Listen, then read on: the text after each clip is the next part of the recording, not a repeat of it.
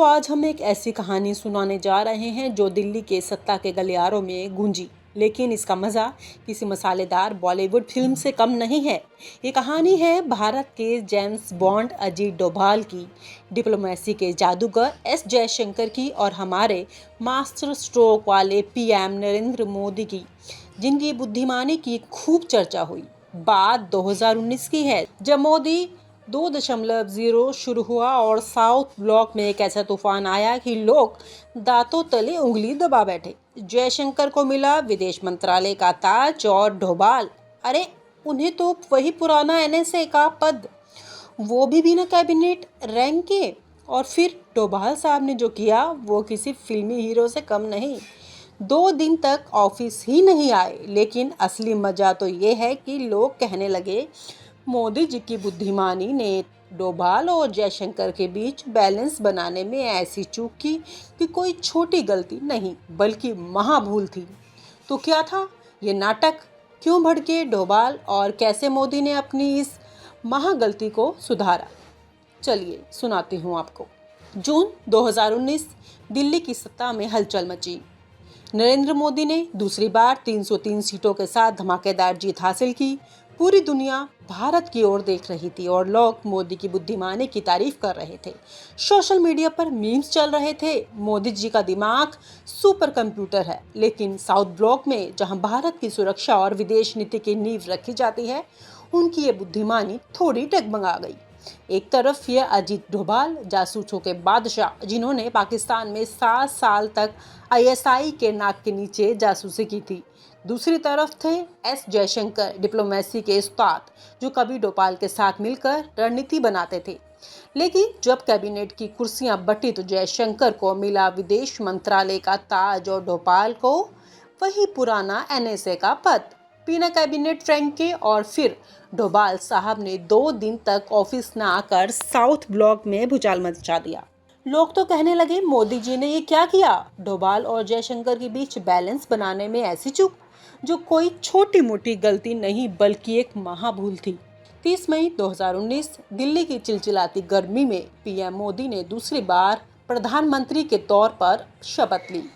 BJP की 303 सीटों ने इतिहास रच दिया था और देश में उत्साह का माहौल था। लेकिन साउथ ब्लॉक में, जहां भारत की राष्ट्रीय सुरक्षा और विदेश नीति की रणनीति बनती है, एक अलग ही ड्रामा शुरू होता था। अजीत डोभाल, जो 2014 से राष्ट्रीय सुरक्षा सलाहकार एनएसए थे, को उम्मीद थी कि इस बार उन्हें कुछ बड़ा मिलेगा। आखिर वो वही शख्स थे जिन्होंने 2016 के सर्जिकल स्ट्राइक और 2019 के बालाकोट एयर स्ट्राइक की योजना बनाई थी। उनके नाम के आगे कीर्ति चक्र था और वो 7 साल तक पाकिस्तान में आईएसआई के नाक के नीचे जासूसी कर रहे थे। लेकिन जब मंत्रिमंडल की लिस्ट आई तो साउथ ब्लॉक में सन्नाटा छा गया।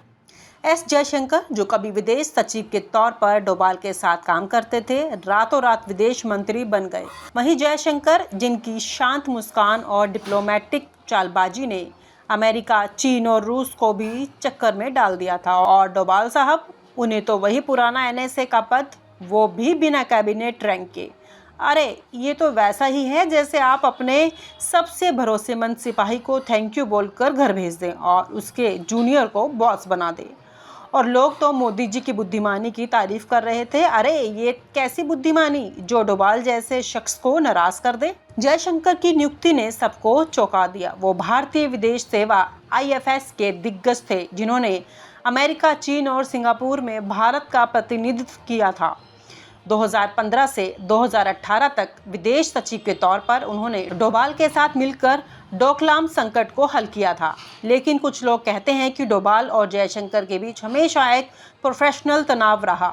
डोभाल का जोर सुरक्षा और कठोर नीतियों पर था, जबकि जयशंकर डिप्लोमेसी और लंबी रणनीति पर भरोसा करते थे। फिर भी जयशंकर को कैबिनेट रैंक के साथ विदेश मंत्रालय मिला और डोभाल को वही पुरानी minister of state rank. South block में खबरें उड़ने लगी, लोग कानाफूसी करने लगे। डोभाल साहब नाराज हैं तो क्या इस्तीफा दे देंगे? और फिर 31 मई को डोभाल ने कुछ ऐसा किया जो दिल्ली की नौकरशाही में कभी नहीं देखा गया। वो अपने ऑफिस नहीं आए। अगले दिन 1 जून को भी उनकी कुर्सी खाली रही। अरे ये तो वैसा ही है जैसे सलमान खान शूटिंग पर ना आए। क्योंकि उन्हें स्पेशल गेस्ट की जगह लीड रोल नहीं मिला। और जनता वो तो ट्विटर पर मीम्स बना रही थी। मोदी जी की बुद्धिमानी ने डोभाल को घर बिठा दिया। डोभाल की गैर हाजिरी ने दिल्ली की नौकरशाही में भूचाल ला दिया। एनएसए का ऑफिस, जो आमतौर पर सुरक्षा बैठकों और गुप्त योजनाओं का केंद्र होता था, 2 दिन तक सूना रहा। खबरें थी कि डोभाल अपने गढ़वाल के पैतृक गांव में ध्यान कर रहे थे या शायद अपनी अगली रणनीति बना रहे थे। कुछ सूत्रों ने दावा किया कि डोभाल को लगता है कि उनकी मेहनत को नज़रअंदाज किया गया। आखिर वो वही शख्स थे जिन्होंने 2014 में 46 भारतीय नर्सों को इराक से सुरक्षित निकाला और 2015 में म्यांमार NSCH आतंकवादियों के खिलाफ ऑपरेशन चलाया। साउथ ब्लॉक में अफवाहों का बाजार गर्म था। कुछ कह रहे थे डोभाल साहब को जयशंकर की तरक्की हजम नहीं हुई। दूसरों का कहना था कि मोदी ने गलती कर दी। डोभाल जैसे शख्स को नाराज करना मतलब आग में खेलना।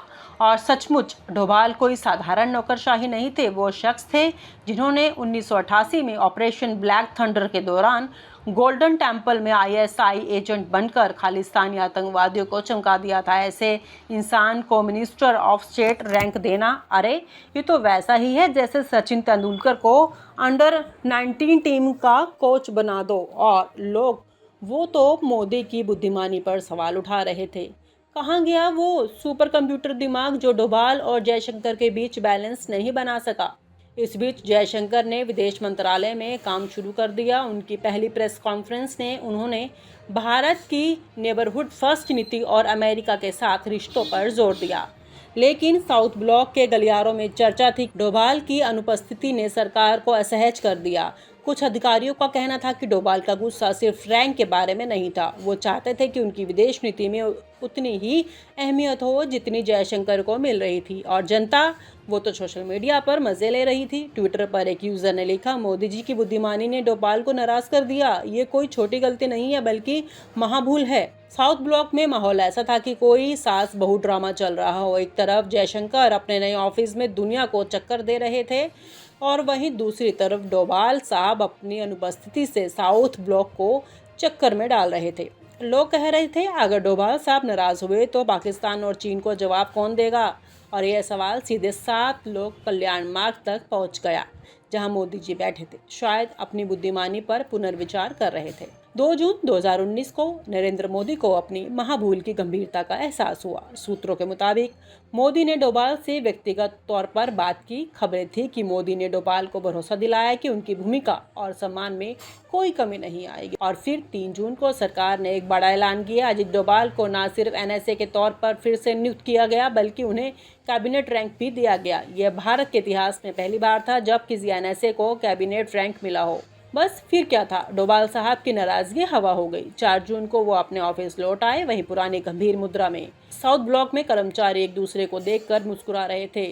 कुछ ने तो मजाक में कहा, डोभाल साहब ने 2 दिन की छुट्टी लेकर पूरा सिस्टम हिला दिया। लेकिन सच कहें, ये तो मोदी का मास्टर स्ट्रोक था।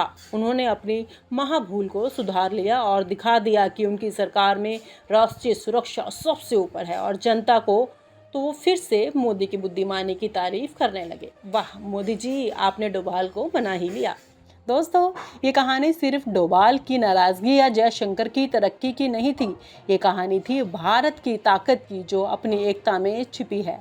मोदी जी ने अपनी महाभूल को सुधार कर दिखा दिया कि उनकी नज़र अपने लक्ष्य पर रहती है, भारत को सुपर पावर बनाना। और डोभाल, जयशंकर जैसे लोग उस सपने को हकीकत में बदल रहे हैं। तो आपको ये कहानी कैसी लगी? क्या डोभाल का 2 दिन ऑफिस ना आना जायज़ था या मोदी जी की बुद्धिमानी ने आखिरकार बाजी मार ली? और आप हमसे जुड़े रहने के लिए सब्सक्राइब करें YouTube पर, फॉलो करें Twitter पर और लाइक करें Facebook पर। और ज्यादा जानकारी के लिए आपको टाइप करना होगा सिर्फ न्यूज़ नशा।